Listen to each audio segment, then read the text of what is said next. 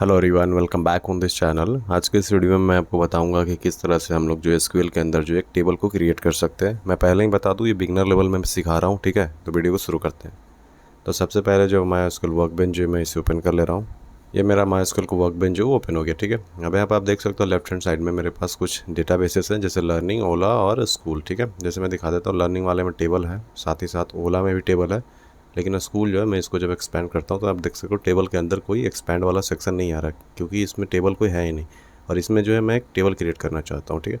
So first we will select the database, ठीक है। मुझे स्कूल वाले डेटाबेस के अंदर टेबल क्रिएट करना है। So first we will select the database, for that use school, ठीक है।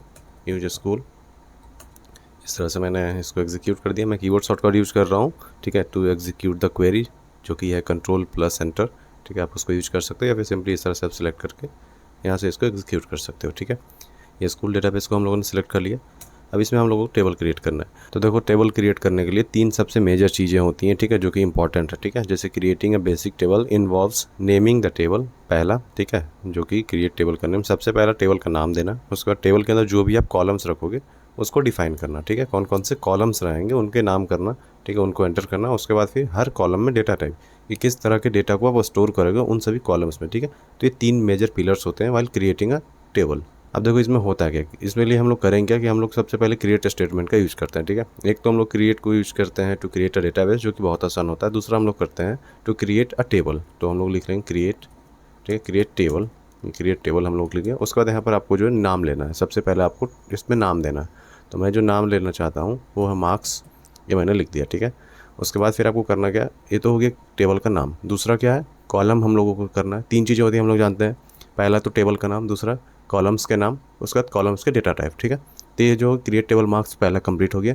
दूसरे पे बढ़ते हैं। दूसरे के लिए करना क्या होगा कि आपको इस तरह ब्रैकेट दे देना, ठीक है। ब्रैकेट दे दिया, उसके बाद फिर मैं एंटर कर रहा हूँ। उसके बाद फिर यहाँ पर करेंगे क्या कि जो भी कॉलम का नाम है, जैसे मैं पहले इसमें रोल नंबर लिखना चाहता हूँ, रोल नंबर, ये मैंने रोल नंबर लिख दिया। ये हो गया कॉलम का नाम, ठीक है। अब इसको जो है आपको डेटा टाइप आपको इसको डिफाइन करना पड़ेगा, थर्ड सेक्शन, ठीक है। तो रोल नंबर में जैसे कि किस तरह का है, जैसे रोल नंबर में मतलब 1 2 3 इस तरह के होते हैं, जो कि इंटीजर होता है, ठीक है, INT।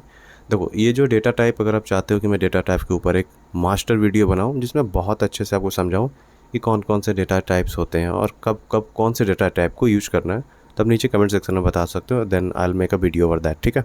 उसके बाद जैसे मैंने यहाँ पर जो है यहाँ पर नाम लिख दिया। उसके बाद यहाँ पर उसको डिफाइन भी कर दिया कौन सा डेटा टाइप रहेगा, ठीक है।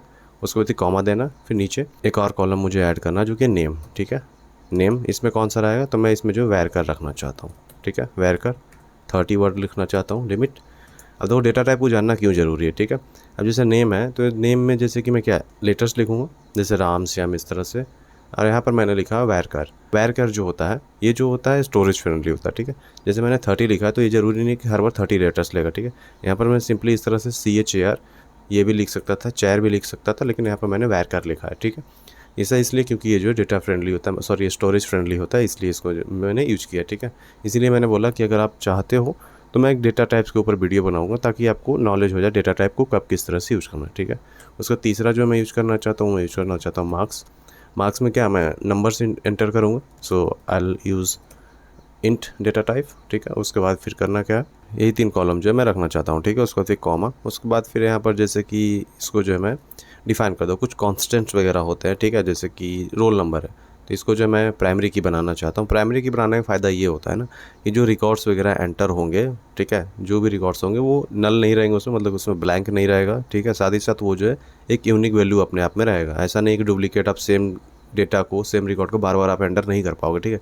दैट्स वाई मेकिंग और assigning any column as a primary key is a good thing. अब यहाँ पर जो है मैं इसको रोल नंबर को, जो कि यूनिक रहता है, तो इसको मैं प्राइमरी की कर दे रहा हूँ, ठीक है। प्राइमरी की किसको डिसाइड करते हैं, कैसे डिसाइड करते हैं, वो भी एक वीडियो में मैं आपको बताऊँगा। तो यहाँ पर लिख दे रहा हूँ मैं प्राइमरी की, प्राइमरी की, ठीक है। इसको ब्रैकेट के अंदर लिख दे रहा हूँ रोल नंबर, ठीक है। रोल नंबर हो गया, मैं इसको ही प्राइमरी की बनाना चाहता हूँ, ये हो गया। उसके बाद ये जो है, जैसे यहाँ पर आप देखो कि ये जो ओपन ब्रैकेट ब्रैकेट था, अब इस पूरे स्टेटमेंट को मैं क्लोज करना चाहता हूँ, तो ये जो है मैंने क्लोज कर दिया ब्रैकेट, ठीक है। उसके बाद फिर सेमी कॉलन। अब मैं कीबोर्ड शॉर्टकट यूज़ कर रहा हूँ, चलो मैं इसको यहीं से यूज़ कर ले रहा हूँ, वर्क बेंच में जो है ये मैंने कर लिया, ठीक है। आप देख सकते हो आउटपुट ये बिल्कुल सही है। अब यहाँ पर मैं इसको रिफ्रेश कर ले रहा हूँ, ठीक है, रिफ्रेश ऑल। अब यहाँ पर देख सकते हो एक मार्क्स का टेबल आ गया, ठीक है। दिखा दे रहा हूँ टेबल कुछ किस तरह से दिखता है। सो सेलेक्ट ऑल फ्रॉम मार्क्स, ठीक है। इस तरह से इसको मैं एग्जीक्यूट कर ले रहा हूँ, देख सकते हो रोल नंबर, नेम और मार्क्स इस तरह से, ठीक है। अब ये जो है जैसे कि ये जो पूरा जो स्टेटमेंट हम लोगों ने लिखा, ये जो है मतलब प्रॉपर ऑर्डर में नहीं है, ठीक है। ऑर्डर इन द सेंस कि ये ऑप्टिमाइज नहीं है, इन द सेंस कि जैसे कि ये जो है ना किस तरह से लिखना चाहिए, बड़ा होना चाहिए। जैसे ये जो सारे जो स्टेटमेंट होते हैं, जैसे क्रिएट है, उसके बाद फिर मान के चलो कि प्राइमरी की, ये सभी जो अल्फ़ाबेटिक होना चाहिए। मतलब इसको ब्यूटीफाई करना करना चाह रहा हूँ मैं, ठीक है, ताकि ये जो है एक अच्छा जो है रीडेबल हो, ठीक है, जिसको मैं बाद में पढ़ पाऊँ पूरे कोड को। तो उसके लिए आप इसको यूज कर सकते हो, या फिर कीबोर्ड शॉर्टकट Ctrl+B भी यूज कर सकते हो। ये मैंने यूज़ किया तो देख सकते हो, जैसे मैंने बताया कि ये सभी चीज़ें जो है जो ब्लू में थे उनको बड़ा में रहना चाहिए था, देखो सभी भी जो है बड़ा में, एक्सेप्ट नेम, क्योंकि ये तो एक कॉलम नेम है, ठीक है। तो समझ में आया किस तरह से करना है, किस तरह से टेबल क्रिएट करनी है। मैंने बेसिक लेवल में बताया। अगर आप चाहते हो एडवांस लेवल में, तो आप चाहो या ना चाहो जल्दी मैं इसमें एक वीडियो बनाऊंगा जो कि एडवांस लेवल में रहा है, ठीक है, बहुत एडवांस लेवल में। सो आई होप कि आपको ये वाला जो बिगनर लेवल का था ये आपको अच्छे से समझ में आया। कोई डाउट वगैरह please ask in the comment section. Video को अंत तक देखने के लिए धन्यवाद। आपका दिन शुभ हो।